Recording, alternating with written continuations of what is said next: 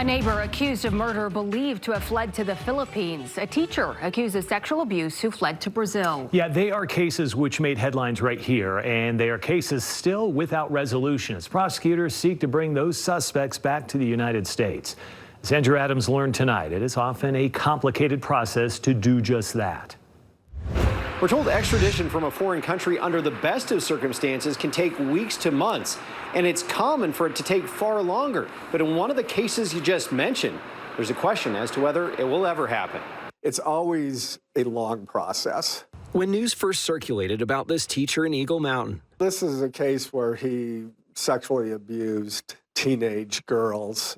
The Utah County Attorney was hoping to prosecute 39-year-old Ricardo Margallo Prinz for 30 felony charges. The information that we received is that he has fled to Brazil.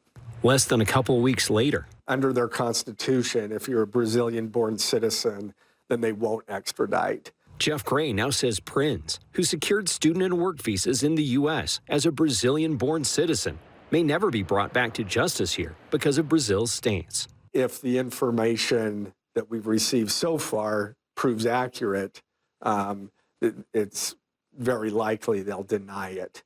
Complications are all too common when it comes to extradition from foreign countries. When I worked at the DA's office, I was assigned to work extraditions.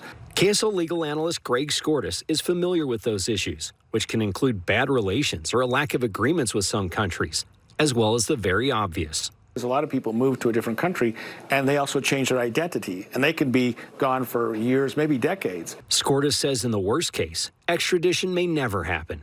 But then again, foreign extraditions do happen. For example, in the Nicholas Rossi case, that was Scotland. There's still a long process to go. Rossi, Utah County prosecutors say, fought extradition for more than 2 years, but is now finally facing rape charges in 2 different cases in Utah. Ricardo Prinz, if he turns out to be in fact a Brazilian-born citizen and stays there, we'll never be able to get him. In the Prinz case, Gray says the reaction is simple. Yes, very frustrating, but it's kind of the world we live in. He remains committed to trying. We're willing to do what it takes to bring them back to Utah and to bring them to justice. Gray says if Brazil refuses to extradite Prinz, he does still have options. He'd seek a red notice, which is basically an alert to police around the world to keep an eye out for Prinz if he ever leaves his home country. In Utah County, Andrew Adams, KSL 5 News.